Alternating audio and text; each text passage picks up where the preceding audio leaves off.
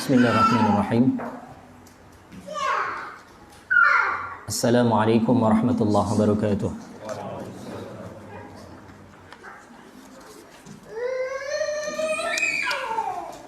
Innal hamdalillah nahmaduhu wa nasta'inuhu wa nastaghfiruh wa na'udzu billahi min shururi anfusina wa min sayyiati a'malina. Man yahdihillahu fala mudilla lahu wa man yudlil fala hadiya lahu. Wa ashhadu an la ilaha illallah wahdahu la syarika lahu wa ashhadu anna Muhammadan abduhu wa rasuluh sallallahu alaihi wa ala alihi wa ashabihi wa man tabi'ahum bi ihsanin ila yaumil qiyamah. Amma ba'd. Ma'asyiral muslimin wal muslimat rahimani wa rahimakumullah. Alhamdulillah, kita bersyukur kepada Allah Subhanahu wa taala atas limpahan nikmat yang telah Allah Subhanahu wa taala berikan kepada kita sehingga kita bisa memulai kajian kita dari kajian tafsir yang insyaallah nanti akan kita baca kitab Tafsir Taysir Karimir Rahman fi tafsiri kalamil mannan karya Syekh Al-Allamah Al-Mufassir Abdurrahman Ibn Nasir As-Sa'di rahimahullahu ta'ala. Dan kita akan memulai kajian kita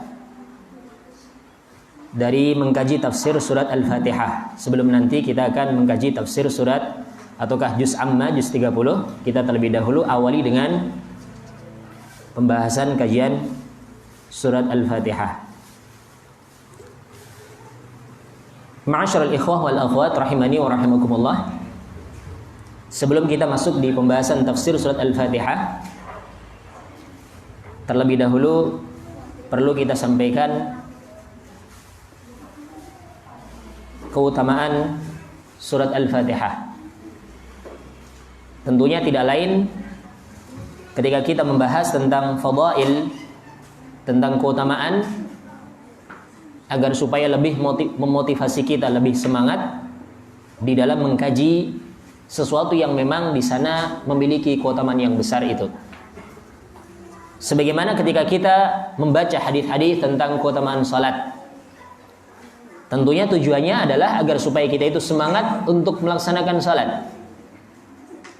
Ketika kita mengkaji hadis-hadis tentang keutamaan puasa, tentunya tujuannya supaya kita itu semangat di dalam melaksanakan puasa. Demikian pula kita awali kajian kita dari tafsir surat Al-Fatihah dengan menyebutkan hadis-hadis yang menunjukkan tentang keutamaan surat Al-Fatihah itu sendiri. Perlu kita tahu bahwasanya Al-Fatihah itu disebut dengan sab'ul mathani, yaitu 7 ayat yang sering diulang-ulang. Karena memang seorang muslim itu setiap harinya itu mengulang surat Al-Fatihah itu tidak kurang dari 17 kali di dalam salatnya.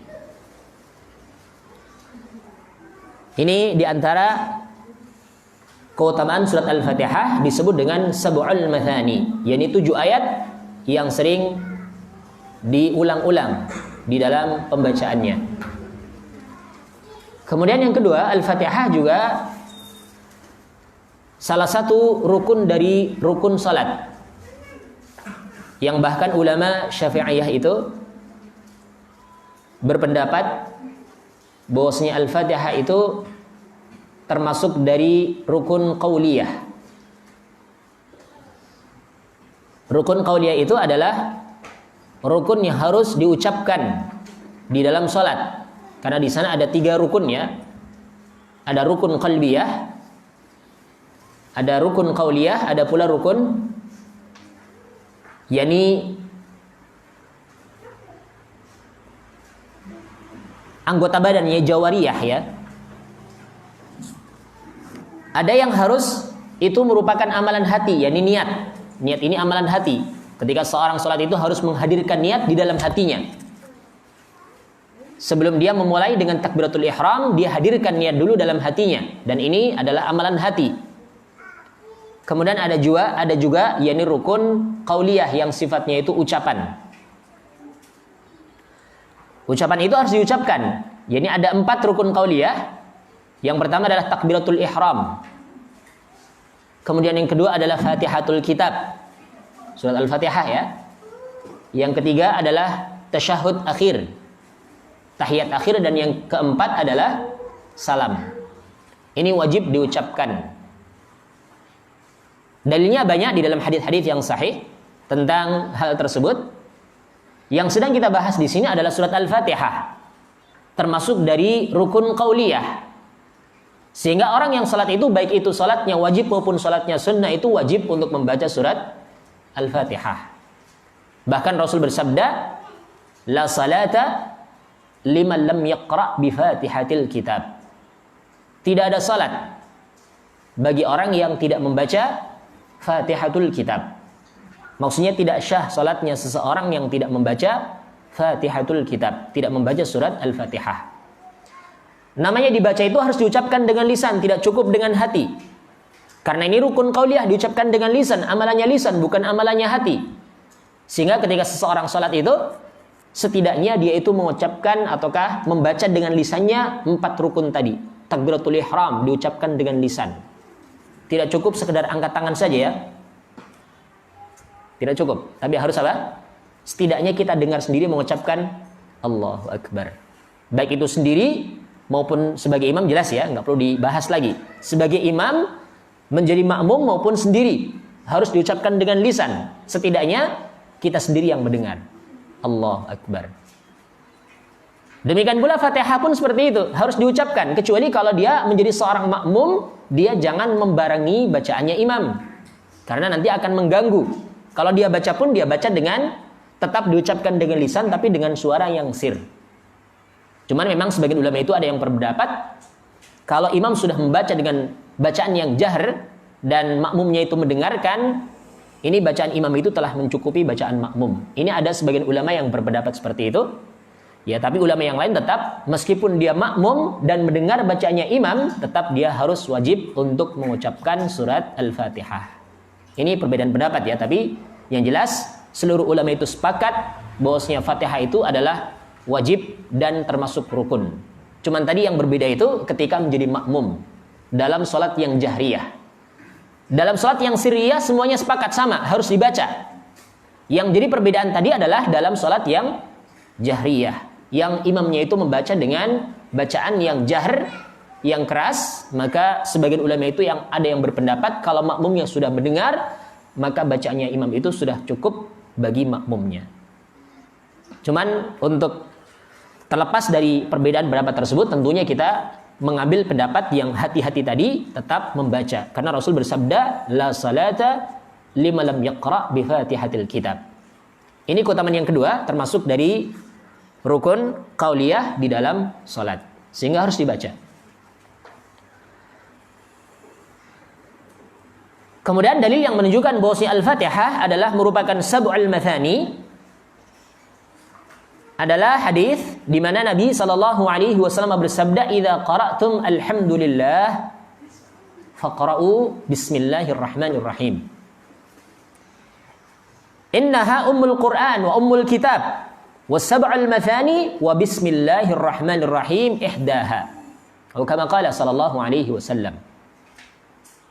Ini hadisnya riwayat Imam Ad-Daruqutni, Al-Baihaqi, Ad-Dailami, dan dinyatakan sahih oleh Al-Imam Al-Albani di dalam Sahihah hadis nomor 1183. Di mana Rasul bersabda, "Idza qara'tum alhamdulillahi rabbil alamin." Maksudnya membaca Fatihah ya.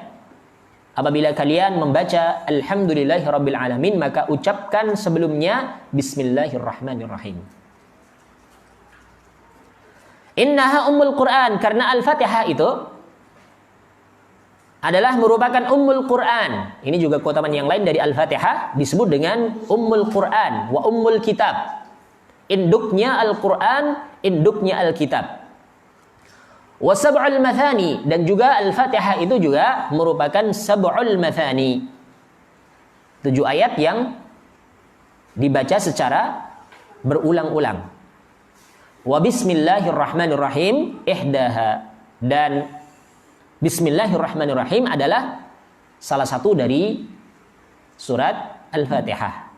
Ini pendapat yang sesuai dengan hadis bahwasanya bismillah termasuk dari ayat surat Al-Fatihah, sehingga ini pun harus dibaca, meskipun memang sunnahnya ketika salat itu sebagai imam dibaca dengan sir bismillahnya, tapi tetap dibaca ya, tetap dibaca. Kemudian jahrnya itu mulai dari alhamdulillahirabbil alamin. Ini sunnah Nabi sallallahu alaihi wasallam. Ya, tentunya hal itu ya lebih diamalkan, lebih ditekankan untuk diamalkan ya. Karena ini ada hadis-hadis yang disebutkan oleh Imam Al-Albani dalam kitabnya Sifatus Salatin Nabi. Meskipun tadi bismillah pun ada perbedaan pendapat di kalangan ulama tentang apakah termasuk Fatihah atau bukan. Tapi ingat ya, ketika ada perbedaan pendapat di kalangan ulama, maka ambil pendapat yang paling mencocoki dalil. Dan tadi telah kita sebutkan secara nas, secara jelas, dalil yang menunjukkan bismillah adalah termasuk dari surat Al-Fatihah. Wa bismillahirrahmanirrahim ihdaha. Dan bismillahirrahmanirrahim adalah salah satu dari surat Al-Fatihah. Kemudian juga surat Al-Fatihah adalah merupakan surat yang paling afdal, ataukah surat yang paling a'zam, yang paling agung dari Al-Quran. Surat yang paling a'zam dari apa yang Allah turunkan kepada Nabi-Nya Muhammad sallallahu alaihi wasallam adalah Al-Fatihah, berdasarkan hadis dari Abu Sa'id Rafi ibn Mu'alla radhiyallahu anhu, riwayat Imam Al-Bukhari dalam sahihnya, di mana Abu Sa'id Rafi ibn Mu'alla radhiyallahu ta'ala anhu, beliau pernah mengatakan, qala li Rasulullah sallallahu alaihi wasallam, Rasulullah sallallahu alaihi wasallam pernah mengatakan kepadaku, ala u'allimuka a'zama suratin fil Qur'an qabla an takhruja minal masjid. Maukah aku ajarkan kepada engkau surat yang paling a'zam yang ada di dalam Al-Qur'an sebelum engkau keluar dari masjid ini? Ini Rasul menyampaikan hal ini ketika Rasul berada di Masjid Nabawi. Rasul ingin mengajarkan kepada sahabat yang mulia Abu Sa'id Rafi ibn Mu'alla tentang surat yang paling a'zam yang ada di dalam Al-Qur'an. Fa'akhadha biyadi, kemudian Rasul pun memegang tanganku.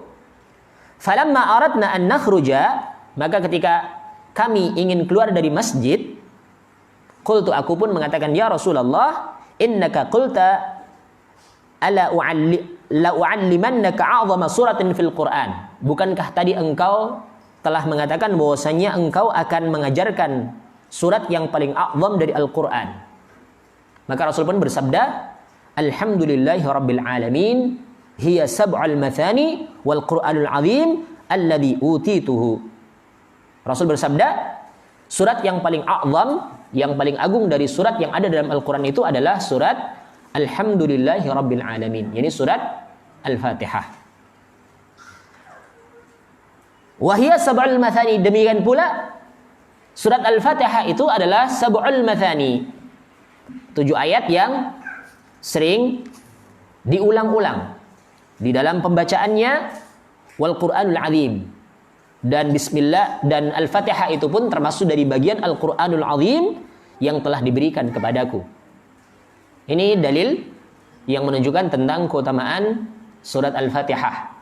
Rasul menganggap sebagai a'zamu suratin fil Qur'an, surat yang paling a'zam yang ada di dalam Al-Qur'an. Kemudian juga ada hadis yang lain yang menunjukkan tentang keutamaan khusus yang dimiliki oleh Al-Fatihah, yakni hadis dari Anas bin Malik radhiyallahu taala anhu, ataukah juga hadis dari Abu Sa'id Al-Khudri radhiyallahu anhu serta sahabat-sahabat yang lain meriwayatkan sebuah hadis bahwasanya dahulu ada sekelompok sahabat Nabi sallallahu alaihi wasallam yang sedang melakukan safar, melakukan perjalanan. Kemudian mereka singgah di suatu perkampungan dan mereka pun minta izin kepada penduduk kampung tersebut bahwasanya mereka akan bermalam, akan singgah di kampung mereka ini. Dan ini adab ya. Adab ketika seorang itu mau singgah di suatu kampung dan mau bermalam, menginap, hendaklah izin. Memang ini aturan RT kan ada ya. Tamu 1 kali 24 jam harap lapor. Ini memang sudah ada dalam Islam dan para sahabat pun menerapkan hal ini. Apalagi kalau sampai mengontrak sudah berbulan-bulan di situ, tentunya adabnya adalah minta izin kepada penduduk setempat, setidaknya kepada ketua RT. Para sahabat telah melakukan adab ini. Ketika mereka singgah di suatu tempat, mereka minta izin untuk tinggal di situ 1 malam ini, untuk singgah. Namanya tamu ya, wajar ya. Yang memang menjadi adat istiadat semua negeri barangkali ya. Namanya tamu ya disuguhi. Tapi ternyata penduduk kampung ini tidak mau memberikan diafah, memberikan suguhan kepada para sahabat yang singgah di kampung mereka ini. Silahkan kamu singgah di sini, tapi kami nggak akan berikan suguhan apapun. Ternyata apa yang terjadi? Kepala kampung itu tersengat oleh binatang berbisa. Namanya tersengat oleh binatang yang berbisa, entah itu kalajengking, entah itu kelabang, entah itu ular, ataukah yang semisal dengannya, yang jelas binatang yang berbisa. Ya. Tentunya ada reaksi. Sampai orang ini pun betul-betul merasa kesakitan. Kepala kampung ini merasa kesakitan. Merasa kesakitan, kemudian penduduk kampung itu pun telah melakukan berbagai macam usaha. Dipanggilkan tabib, dipanggilkan semua orang yang memang dianggap bisa mengobati penyakitnya ini, tapi ternyata tidak kunjung sembuh juga, tetap merasa kesakitan. Kemudian salah seorang di antara penduduk kampung tersebut ada usulan. Coba, barangkali orang-orang yang singgah di kampung kita itu ada sesuatu yang bisa untuk mengobati kepala kampung kami ini. Coba salah seorang di antara kalian temui. Maka dari salah seorang penduduk tersebut pun menemui para sahabat yang sedang singgah di kampungnya mereka. Kemudian menyampaikan akan apa yang terjadi terhadap kepala kampungnya itu. Kemudian setelah itu para sahabat membalikkan. Tadi kami minta suguhan kepada kalian karena kami memang sedang membutuhkan suguhan, karena kami tamu, kalian nggak mau menyambut kami, tidak mau menerima ataukah tidak mau memberikan suguhan kami sebagai tamu. Sekarang kalian minta bantuan kepada kami. Kami ada cara untuk bisa menyembuhkan kepala kampungmu. Tapi karena kami adalah seorang musafir yang butuh bekal dan seterusnya, maka kami minta upah. Sepakatlah kemudian nanti kami akan berikan kepada kalian kambing, seekor kambing. Bayarannya itu seekor kambing. Ini juga dalil ya, yang menunjukkan boleh saja seorang terapis, seorang dokter, dan yang semisal dengannya, ketika dia mau mengobati, nggak masalah. Dia kemudian meminta bayaran, karena memang itu haknya dia. Dia telah melakukan usaha. Kita katakan seperti ini karena nanti Rasul itu tidak mengingkari akan perbuatan sahabat, meskipun sahabat ini ketika itu belum meminta fatwa dengan Rasul, tapi mereka ini sudah berijtihad terlebih dahulu. Karena mereka memang sedang butuh bekal untuk melanjutkan perjalanan mereka. Akhirnya apa? Dengan terpaksa mereka pun minta dengan baik-baik, suguhan ala kadarnya, mereka pun nggak mau untuk memberikan. Kemudian akhirnya ada seperti itu, kemudian mereka gunakan kesempatan ini untuk meminta upah. Disepakatilah nanti kalau memang sembuh, kami akan berikan seekor kambing untuk kalian. Maka salah seorang sahabat pun datang untuk menemui kepala kampung tersebut yang sedang tersengat binatang berbisa. Kemudian dibacakan surat Al-Fatihah. Ya. Setelah itu kemudian mengambil sedikit ludahnya, kemudian meludahi tempat yang disengat oleh binatang berbisa. Seketika itu pula langsung sembuh. Ini karomah ya. Karomah yang Allah berikan kepada para walinya, para sahabat wali ya. Para sahabat ini mereka itu kekasih Allah. Sehingga seketika itu pula bukan simsalabim, bukan sulap, bukan sihir, tapi ini kenyataan, ini karomah yang Allah berikan kepada orang-orang dari kalangan sahabat. Seketika itu pula langsung sembuh. Seperti tidak pernah terkena sakit sama sekali. Kemudian akhirnya mereka pun diberikan sesuai dengan apa yang telah menjadi perjanjian di awal diberikan seekor kambing? Ataukah diberikan bayaran yang jelas ya? Kemudian sahabat yang lain ada yang meminta, bagaimana kalau kita potong kita makan bersama? Tidak, saya tidak akan memberikan hal ini kepada kalian sampai saya minta fatwa dengan Rasul. Diterima upahnya tadi. Kemudian setelah mereka pulang ke Madinah, terhadap tadi seekor kambing tadi itu, salah seorang sahabat itu ya ada yang lapor dengan Rasul Sallallahu Alaihi Wasallam tentang kejadian yang mereka alami di kampung tersebut itu. Maksudnya mereka meminta, bolehkah bayaran ini kita makan? Ya. Maka Rasul Sallallahu Alaihi Wasallam hanyalah menanyakan kepada mereka tentang hal tersebut ya. Di mana Rasul menyatakan, dari mana kalian tahu kalau itu adalah ruqyah? Ya. Wa ma yudrika annaha ruqyah. Apa yang kamu tahu? Kok kamu tahu dari mana bahwasanya Al-Fatihah itu adalah merupakan ayat yang bisa digunakan untuk ruqyah? Setelah itu kemudian Rasul menyatakan, ya, qad asabtum aqsimu wadribu li ma'akum sahman. Silahkan, kalian telah benar, memang itu ayat, itu surat bisa digunakan sebagai ayat ruqyah. Qad asabtum, Rasul menyatakan sungguh kalian telah tepat, telah benar perbuatan kalian. Wa aqsimu, dan silahkan bagi upah yang telah kalian dapatkan itu, silahkan dibagi.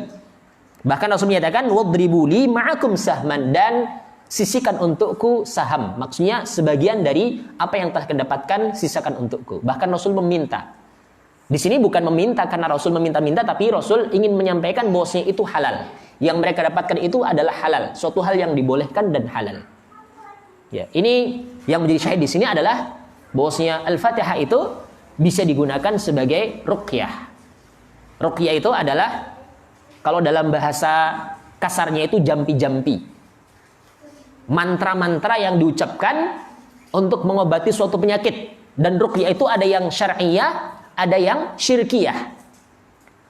Ada yang syar'iyah itu adalah ketika yang dibaca itu adalah sesuatu yang memang memiliki dalil. Baik itu dari ayat Al-Quran maupun dari sabdanya Rasul. Ini dibolehkan, ruqyah yang syar'iyah ya. Semisal contoh mungkin meruqyah orang yang sedang sakit, mengucapkan bismillah, bismillah kemudian bagaimana itu? As'alullahal azim, rabbal arsyil azim, ayyashfiyaka, diucapkan 7 kali itu. Ini juga ruqyah, namanya ruqyah. Ini jambi-jambi mantra, tapi ini berasal dari hadis, maka ini dibolehkan. Kemudian juga membacakan Fatihah bagi orang yang tersengat binatang berbisa. Kemudian meludahkan, setelah membaca kemudian meludahkan di bagian yang terkena sengatan tersebut juga merupakan ruqyah yang syar'iyah. Adapun pengaruh ataukah tidaknya ruqyahnya itu tergantung orang yang meruqyah itu bagaimana. Kalau orang yang meruqyah adalah orang yang berusaha untuk menunaikan hak-haknya Allah, melaksanakan perintahnya, menjauhi larangannya, maka insyaallah itu akan bermanfaat.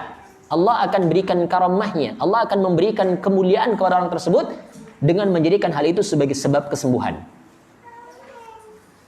Yang jelas yang menyembuhkan itu adalah Allah Subhanahu wa taala, sehingga tentunya ketika meminta kesembuhan tentunya dengan cara yang telah Allah Subhanahu wa taala tetapkan. Baik itu dengan cara-cara yang memang sesuai dengan apa yang telah kita sebutkan tadi, maupun cara-cara yang dibolehkan lain yang memang tidak bertentangan dengan ajaran agama Islam. Semisal datang ke dokter untuk periksa dan minta obat, ini nggak masalah, boleh. Ya. Fas'alu ahla dzikri in kuntum la ta'lamun. Tanyalah kepada ahlu dzikr. Kalau urusan penyakit jadi tanyakan kepada para dokter yang memang ahli. Nggak masalah, boleh saja. Yang penting caranya itu cara yang ilmiah, bukan cara yang syirkiyah, bukan datang ke dukun ketika sakit tertentu kemudian diberikan apa? Diberikan sesuatu yang tidak masuk akal. Sudah kamu pakai gelang saya ini, sudah kamu pakai kalung saya ini, dibikinkan kalung, dibikinkan gelang, tapi dengan sesuatu yang memang sama sekali tidak ada kaitannya dengan penyakit. Mungkin cuman gelang yang terbuat dari tali yang terbuat dari bambu. Di tempat saya itu ada ya. Seorang dukun itu dikenal dengan Mbah Tali. Jadi kalau semua orang yang datang ke situ mengeluhkan apapun dikasih tali. Talinya itu dari bambu itu, yang biasa buat ngikat kangkung itu. Dikasih tali. Kamu sakit apa? Kepala. Nih, ikatkan di kepalamu. Sakit apa? Kasih tali, sehingga dikenal dengan bah tali. Ini kan jelas ya, tidak masuk akal sama sekali. Dari sisi manapun tali tidak akan bisa menjadi sebab kesembuhan. Beda hanya kalau mengkonsumsi obat yang langsung bisa menuju ke pusat syaraf untuk bisa menyembuhkan penyakit. Ini kan ada nilai ilmiahnya, nggak masalah. Ya, maka ini perkara yang hendaklah kita perhatikan bersama berkaitan dengan permasalahan ruqyah. Ada ruqyah yang syar'iyah. Semisal contoh tadi adalah membaca surat Al-Fatihah bagi orang yang tersengat penyakit. Ada dalilnya tadi dari hadis Abu Sa'id Al-Khudri dari riwayat Imam Al-Bukhari tentang kisahnya para sahabat tadi. Demikian pula di sini dari hadis ini juga dari kisah yang telah kita sebutkan tadi kita mendapatkan pelajaran bolehnya seseorang berijtihad. Tentunya ketika seseorang memiliki ilmu berijtihad, meskipun dia belum tahu hukumnya nggak masalah. Sekarang saya terapkan dulu, nanti saya tanyakan. Kalau memang dalam keadaan terpaksa terdesak, dia harus menentukan bagaimana sikapnya.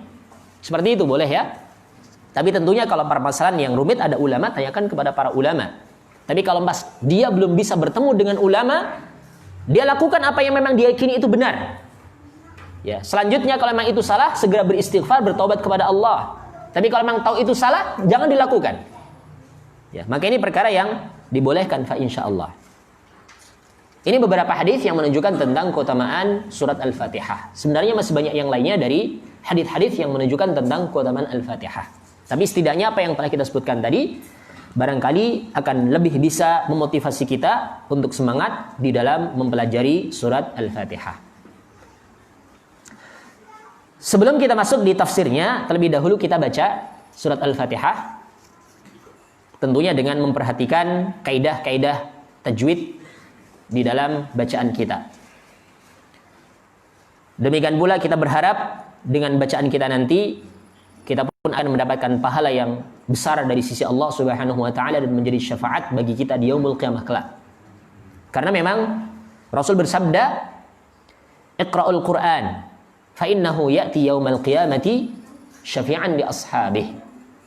Bacalah Al-Qur'an karena Quran itu akan datang di yaumul qiyamah kelak sebagai syafaat kepada sahabat-sahabatnya. Sehingga dengan membaca kita tidak ada ruginya. Tidak ada istilahnya seorang yang gagal di dalam belajar Al-Quran. Meskipun mungkin dia gagal nggak bisa menghafalkan sampai 30 juz. Tapi di sisi lain dia tetap mendapatkan pahala dari bacaannya itu. Tidak ada proyek gagal dalam Al-Quran, tidak ada. Selama seorang terus-menerus membaca meskipun tidak hafal, tetap dia mendapatkan pahala. Berulang-ulang bacaannya semakin banyak pula pahalanya. Karena pahala Al-Quran itu hitungannya itu per huruf. Man qara'a harfan min kitabillah falahu bihi hasanah wal hasanatu bi 10 amsalha. La aqulu alif lam mim harfun walakin alifun harfun wa lamun harfun wa mimun harfun. Rasul bersabda, barang siapa yang membaca satu huruf dari kitabullah maka baginya satu pahala, satu kebaikan. Satu kebaikan akan Allah lipat gandakan menjadi 10 kebaikan yang serupa. Dan aku tidak mengatakan alif lam mim satu huruf, tidak, tapi alif sendiri satu huruf, lam satu huruf, mim satu huruf. Baru membaca alif lam mim 30 kebaikan seorang akan dapatkan. Ketika seseorang mungkin belum bisa mengucapkan dengan bagus, ya, jangan merasa berkecil hati, terus berusaha, terus berlatih. Semakin dia sering berulang, akan semakin besar pula pahalanya di sisi Allah Subhanahu wa taala. Dia akan mendapatkan pahala 2 kali lipat. Orang yang sudah mahir dengan Al-Quran, dia akan mendapatkan kedudukan yang mulia bersama para malaikat. Yang belum mahir, masih terbata-bata, masih berlatih, mengulang-ulang terus bacaannya, dia akan mendapatkan pahala 2 kali lipat. Dalam hadis dari Aisyah radhiyallahu taala anha, Rasul bersabda, "Al-mahiru bil Quran ma'a safaratil kiramil bararah." Seorang yang mahir dengan Al-Quran, pandai di dalam Al-Quran, ma'a safaratil kiramil bararah, maka dia akan mendapatkan kedudukan bersama para malaikat yang mulia lagi baik. Walladzi yaqra'ul Qur'an wa yatata'ta'u fihi wa huwa 'alaihi syak lahu ajran. Dan orang yang masih mau membaca Al-Quran meskipun dia itu dalam keadaan terbata-bata, ya, walladzi yaqra'ul Qur'an wa yatata'u fihi wa huwa 'alaihi syak. Dan orang yang masih mau baca Al-Qur'an meskipun dia itu dalam keadaan terbata-bata, terus dia usaha. Meskipun lisannya terasa berat untuk mengucapkan huruf-hurufnya. Rasul katakan lahu ajran. Bagi dia ada pahala 2 kali lipat. Ini kebaikan yang akan Allah berikan kepada mereka orang yang terus-menerus berusaha untuk mempelajari Al-Qur'an. Sehingga sebelum kita mengkaji tafsirnya, terlebih dahulu kita baca dulu dengan harapan agar supaya Allah memberikan kepada kita pahala yang besar dari bacaan kita, menjadi syafaat bagi kita di yaumul qiyamah kelak, dan juga mendapatkan kebaikan-kebaikan yang lain. Terlebih lagi Rasul bersabda, khairukum man ta'allamal Qur'an wa 'allamahu. Sebaik-baik kalian adalah orang yang mau membaca, mau mempelajari Al-Qur'an dan mengajarkannya. Kita baca dulu. Dan riwayat yang akan kita gunakan di dalam bacaan kita ini adalah riwayat dari Hafsin an Asim ibn Abi Najud dari jalur Syatibiyah. Ada banyak jalur riwayat di dalam Al-Quran. Yang kita miliki adalah riwayat yakni Hafs an Asim ibn Abi Najud dari jalur Syatibiyah. Saya baca, nanti para jamaah bisa ikuti ya. Nanti selanjutnya baru kita akan bahas tafsirnya. Kita tahsin dulu, kita perbaiki dulu bacaan kita. Barangkali ada yang belum baik, ada yang belum benar, kita betulkan dulu. Nanti kalau sudah, insya Allah kita akan kaji tafsirnya.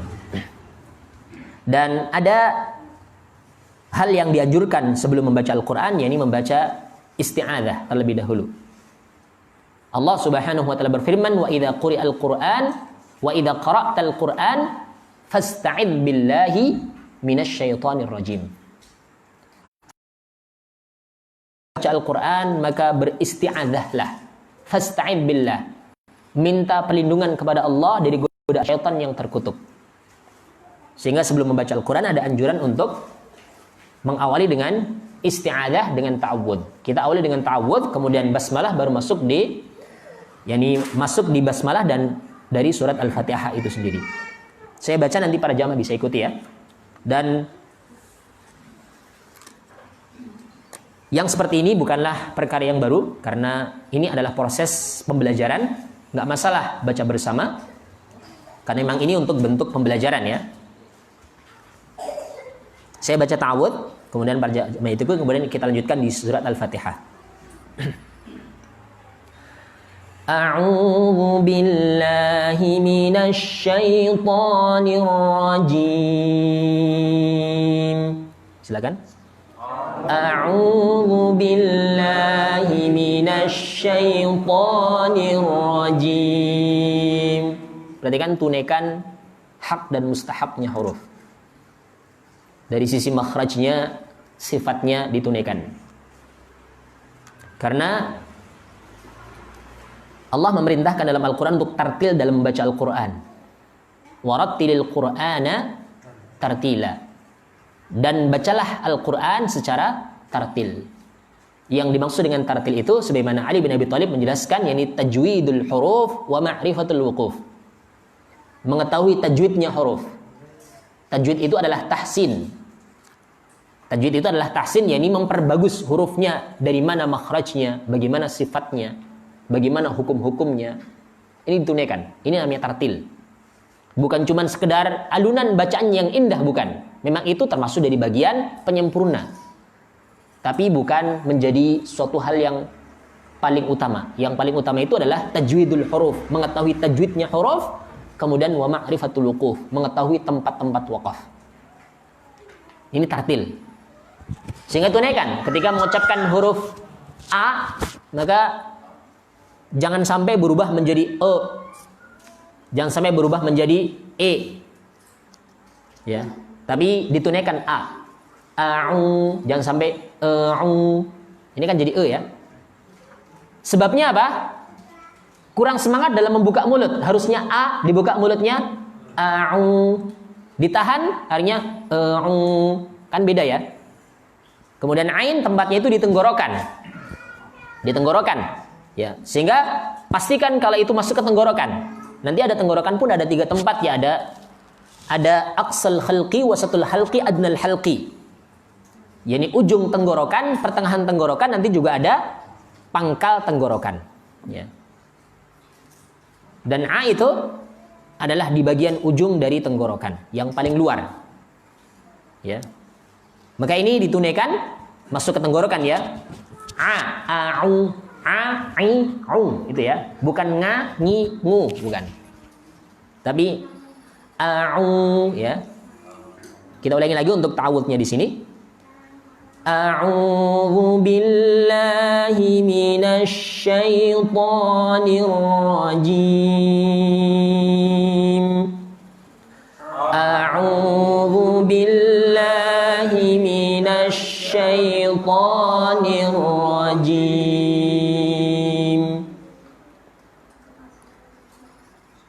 Mudah-mudahan nanti ada kajian khusus untuk tahsin ya, karena kalau mau dirinci satu hurufnya itu lama. Dijelaskan huruf ini keluarnya di mana, sifatnya bagaimana. Satu huruf itu saja nanti ada makhraj, nanti ada sifat. Minimal sifat satu huruf itu ada 5 sifat, harus dijelaskan satu persatu. Ini pembahasan sendiri, pembahasan tajwid sendiri. Kita cuma mencontohkan saja. Nanti para jemaah diikuti. Nanti yang kita fokuskan dalam pembahasan itu adalah tafsir ya. Tapi tentunya jangan sampai kita melupakan perbaikan bacaan juga. Ya. Dia masuk di awal dari surat Al-Fatihah. Bismillahirrahmanirrahim.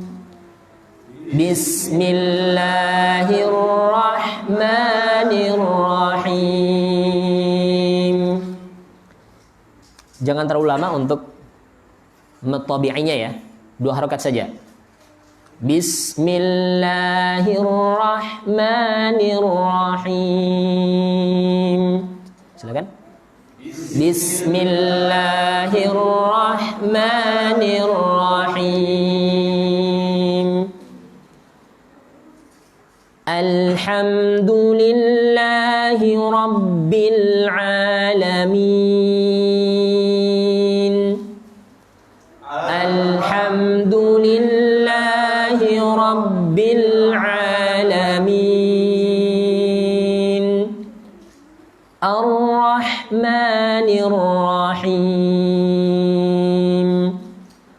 Ar-Rahmanir Rahim. Maliki yaumiddin. Maliki yaumiddin. Iyyaka na'budu wa iyyaka nasta'in.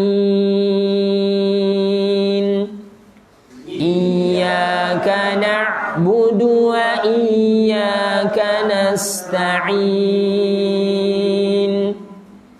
Ihdinas siratal mustaqim. Ihdinas siratal mustaqim. Siratal ladzina an'amta 'alaihim ghairil maghdubi 'alaihim waladdallin.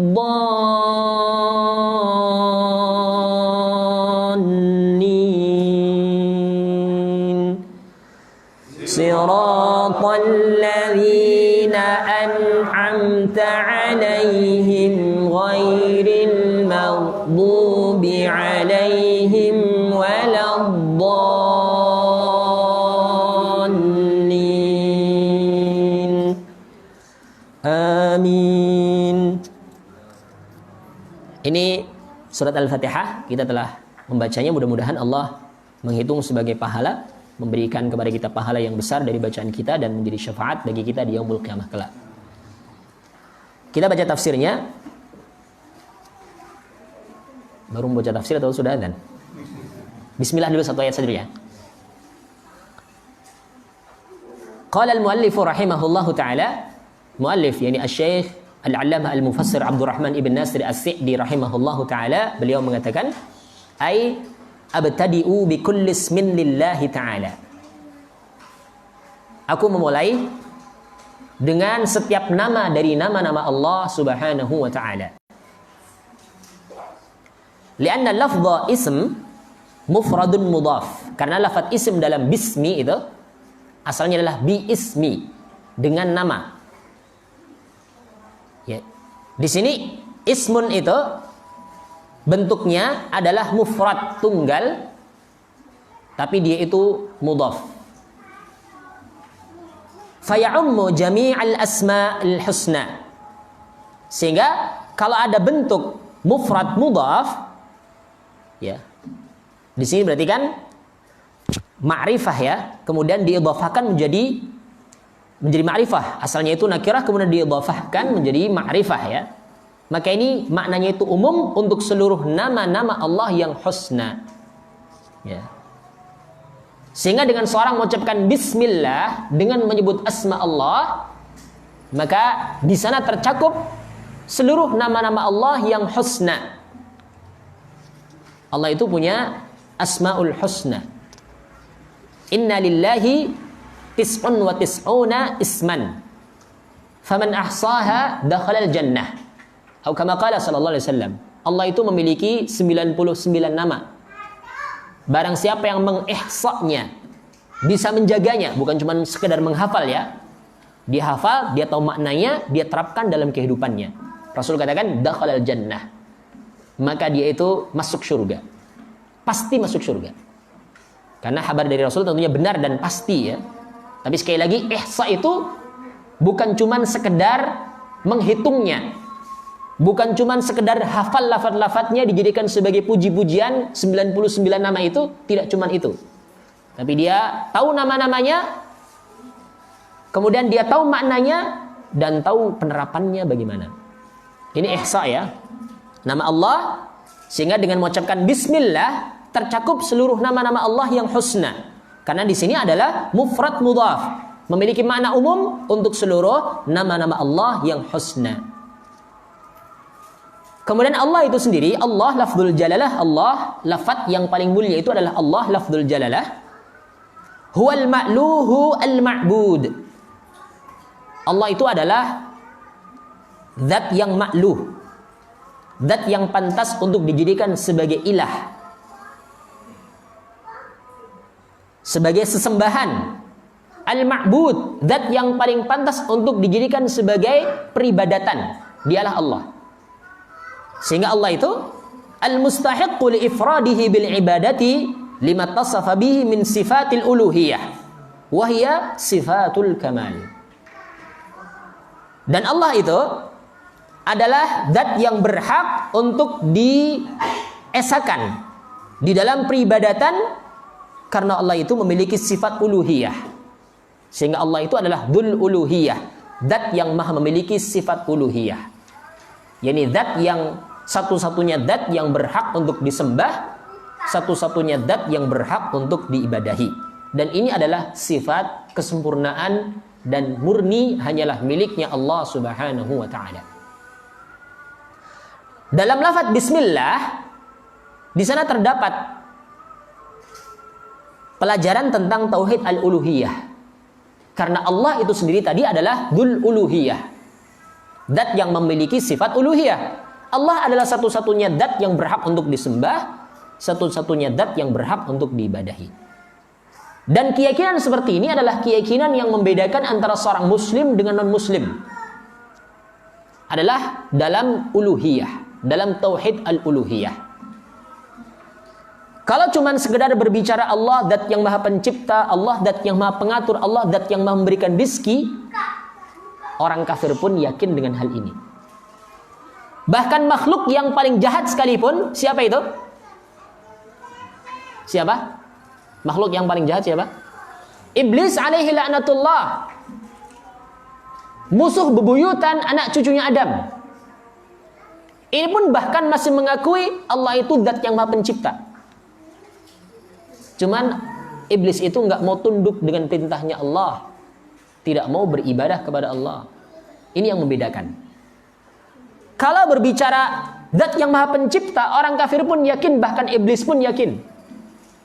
Dengan dalil adalah firman Allah dalam surat Al-A'raf, ketika Allah menanyakan kepada iblis, apa alasannya kau enggak mau melaksanakan perintahnya Allah berupa hormat kepada Adam. Sujud kepada Adam sebagai bentuk penghormatan, bukan sebagai bentuk ibadah ya. Allah berfirman, "Ma mana'aka alla tasjuda id amartuk?" Wahai iblis, apa yang menghalangi engkau untuk bersujud?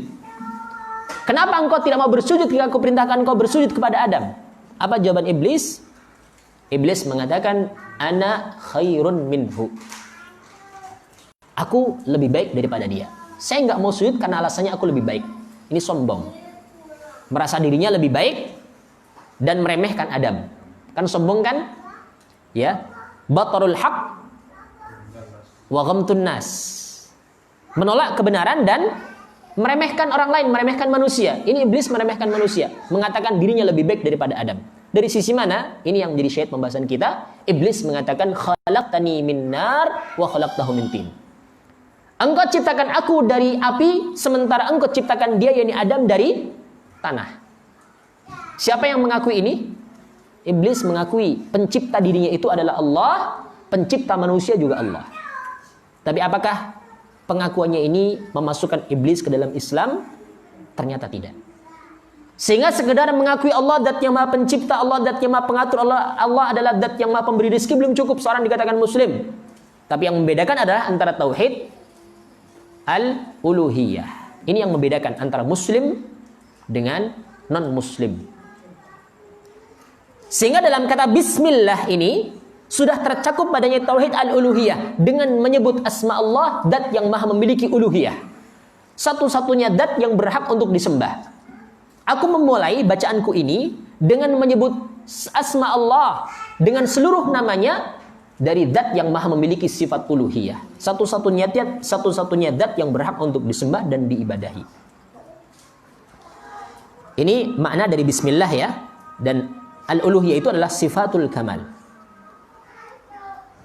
Sampai di sini dulu, bismillah dulu ya. Karena nanti Ar-Rahman Ar-Rahim pun pembahasannya lumayan panjang. Karena ini juga asma Allah tersendiri. Allah punya nama Ar-Rahman, Allah punya nama Ar-Rahim. Selain tadi Allah itu sendiri, tapi Allah juga punya nama dan sifat Ar-Rahman dan Ar-Rahim. Insyaallah untuk pembahasan Ar-Rahman dan Ar-Rahim ini kita akan lanjutkan di pertemuan yang akan datang. Wallahu ta'ala a'la wa a'lam. Subhanakallahumma wa bihamdika asyhadu an la ilaha illa anta astaghfiruka wa atubu ilaik.